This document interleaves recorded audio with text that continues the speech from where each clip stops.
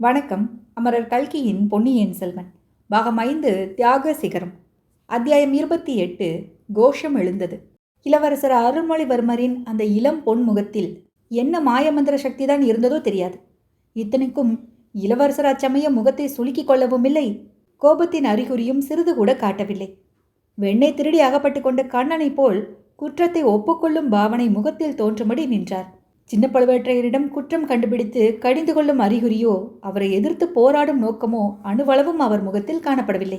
ஆயினும் அஞ்சா நெஞ்சமும் அளவிலா மனோதிடமும் வாய்ந்தவரான காலாந்தக கண்டரின் கை கால்கள் அந்த கணத்தில் வெடவெடுத்து விட்டன. முகத்தில் வியர்வை அரும்பியது. இன்னது செய்கிறோம் என்று கூட அறியாமல் இரு கைகளையும் கூப்பி வணக்கம் செலுத்தியவாறு, பொன்னியின் செல்வா, ஈழங்கொண்ட வீராதி வீரா, சோழ நாட்டின் தவ புதல்வா, இதென்ன கோலம், இதென்ன காரியம்? இவ்விதம் தண்டிப்பதற்கு என்ன குற்றம் செய்தேன் நான்? சற்று முன் நான் செய்த பிழையை பொறுத்து கருணை புரிய வேண்டும். மன்னித்தேன் என்று அருள்வாக்கு தர வேண்டும். கண்ணிருந்தும் பாராத குருடனாகிவிட்டேன் என்று நார் தழுதலுக்க குரல் நடுங்க கூறினார். மேலும் இதே முறையில் பேசப் போனவரை இளவரசர் தடுத்து, தளபதி, இதென்ன, தாங்களாவது குற்றம் செய்யவாவது, ஒன்றுமறியாத இந்த சிறுவன் தங்களை மன்னிப்பதாவது என்றார். தங்களை பிடித்து நிறுத்திய இந்த கையை வெட்டினாலும் போதிய தண்டனையாகாது. அடா என்று அழைத்த இந்த நாவை அறுத்து போட்டாலும் போதாது. தங்கள் வார்த்தைகள் என் காதில் நாராசமாக விழுகின்றன. போதும், நிறுத்துங்கள். தங்கள் பொறுப்பை நிறைவேற்றுவதற்காக தங்கள் கடமையை செய்தீர்கள். அதில் குற்றம் என்ன? தவறு என்னுடையது. நான் இந்த வேடத்தில் யானைப்பாகனாக வருவேன் என்று நான் எதிர்பார்க்கவே இல்லைதான். இப்படி தாங்கள் செய்யலாமா? எதற்காக? சோழ நாட்டின் மகா வீரரை இப்படியா நான் வரவேற்க வேண்டும்? ஆச்சார உபச்சாரங்களுடன் முன் வாசலில் வந்து காத்திருந்து வெற்றி முரசுகள் 8 திக்கும் அதிரும்படி முழங்க வரவேற்றிருக்க மாட்டேனா? தாங்கள் அப்படி செய்வீர்கள் என்று அறிந்துதான் நான் இந்த வேஷத்தில் வந்தேன். அதற்கெல்லாம் இது சரியான நேரம் அல்ல. தங்களுக்கு தெரியாதா?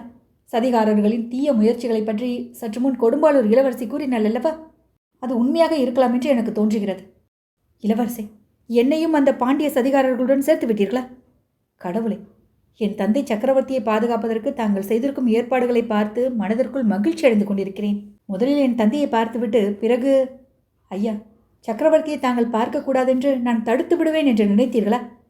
அத்தகைய பாவி நான் என்று யாரேனும் தங்களுக்கு சொல்லியிருந்தால் ஒரு நாளும் நான் நம்பியிருக்க மாட்டேன் தளபதி. பின் ஏன் இந்த வேஷம்? வேறு முறையில் நான் கோட்டைக்குள் வந்திருக்க முடியுமா? யோசியுங்கள். கோட்டையை சுற்றி தென் திசை சேனைகள் வந்து சூழ்ந்திருக்கின்றன. பெரிய வேளாரும் வந்திருக்கிறார். எதற்காக வந்திருக்கிறார் என்று தங்களுக்கு தெரிந்திருக்கும். கோட்டை கதவுகளை நான் மூடச் செய்தது நியாயமே அல்லவா? அதில் ஏதேனும் குற்றம் உண்டா? ரொம்ப நியாயம். பெரிய வேளாரின் புத்தி கேட்டு போயிருக்கிறது. அவரால் நான் கோட்டைக்குள் வருவது தடைபடும் என்றுதான் இந்த வேடத்தில் வந்தேன். அவர் மகளையும் அழைத்து வந்தேன். நல்ல வேளையாக அவர் என்னை கவனிக்கவில்லை. தங்களுடைய கூர்மையான கண்கள் என்னை கண்டுபிடித்து விட்டன. என் கண்கள் மூடி போயிருந்தன. அதனால்தான் பார்த்தவுடன் தெரிந்து கொள்ளவில்லை. தங்களை யானைப்பாகன் என்று கூறிய வார்த்தைகளை தாங்கள் கருணை கூர்ந்து மன்னித்து விடுங்கள். அவ்விதம் சொல்ல வேண்டாம். தாங்கள் வேறு, என் தந்தை வேறு என்றே நான் எண்ணவில்லை. என்னை சிறைப்படுத்தி கையோடு கொண்டு வருவதற்கு தாங்கள் ஆட்களை அனுப்பியிருந்தீர்கள். கடவுளே, இதென்ன வார்த்தை? நானா சிறைப்படுத்த ஆட்களை அனுப்பினேன்? தங்களை உடனே பார்க்க வேண்டும் என்பதற்காக தங்கள் தந்தை சக்கரவர்த்தி அனுப்பினார். அது எனக்கு தெரியாதா? தளபதி, இலங்கையில் நான் இருந்தபோது அவர்கள் வந்தார்கள். சக்கரவர்த்தியின் கட்டளை அல்ல, பழுவேற்றையர்களின் கட்டளை என்று என் அருகில் இருந்தவர்கள் சொன்னார்கள். எங்கள் விரோதிகள் அப்படி சொல்லியிருப்பார்கள். நான் அவர்களுக்கு என் தந்தையின் கட்டளை எப்படியோ அப்படியே பழுவேற்றையர்களின் கட்டளையும் என் சிறமேல் கொள்ளத்தக்கது என்று கூறினேன். கடலையும் புயலையும் மழையையும் வெள்ளத்தையும் தாண்டி வந்தேன். அரண்மனையின் முன் வாசலை தாண்டி உள்ளே போனதும் தங்கள் விருப்பத்தை தெரிந்து கொள்ளலாம் என்று எண்ணினேன். தங்கள் கட்டளையின்றி தந்தையை பார்க்கவும் நான் விரும்பவில்லை. இளவரசி, இன்னும் என்னை சோதிக்கிறீர்களா? தங்கள் தந்தையை தாங்கள் சந்திப்பதற்கு நான் என்ன கட்டளையிடுவது? தங்களுடன் வரச் சொன்னால் வருகிறேன், இங்கேயே நிற்கச் சொன்னால் நின்று விடுகிறேன். இளவரசரின் விருப்பமே என் சிரசின் மேல் சூடும் கட்டளை என்று பணிவுடன் கூறினார். தளபதி, தாங்கள் இங்கேயே நிற்க வேண்டியதான் நேரும் போலிருக்கிறது. அதிக நேரம் நாம் இங்கு நின்று பேசிக் கொண்டிருந்து விட்டோம். அதோ பாருங்கள் என்றார் இளவரசர். சின்ன பழுவேற்றையர் திரும்பி பார்த்தார். சற்று முன் தூரத்தில் நின்ற அவருடைய ஆட்கள் எல்லாம் நெருங்கி வந்திருப்பதை கண்டார். அவர்கள் மட்டுமல்ல, அரண்மனை வாசற்காவலர்களும் வந்துவிட்டார்கள். இன்னும் தூரத்திலே நின்ற வேலைக்கார படையினரிலும் சிலர் பிரிந்து வந்து கொண்டிருந்தார்கள். அருகில் வந்துவிட்டவர்கள் அனைவரும் பொன்னியின் செல்வரை கண்கொட்டாத ஆர்வத்துடன் பார்த்து கொண்டிருந்தார்கள். சின்ன பழுவேற்றையர் திரும்பி பார்த்த நேரத்தில் இளவரசரின் திருமுகத்தில் விளக்கு வெளிச்சம் நன்றாக விழுந்து மிக பிரகாசமாக தெரிந்தது. வீரர்களில் ஒருவன், வாழ்க இளவரசர் என்றான். வாழ்க பொன்னியின் செல்வர் என்றான் இன்னொருவன். மகிந்தனை புறங்கண்டு ஈழம் கொண்ட வீராதி வீரர் வாழ்க என்றான் மற்றொருவன்.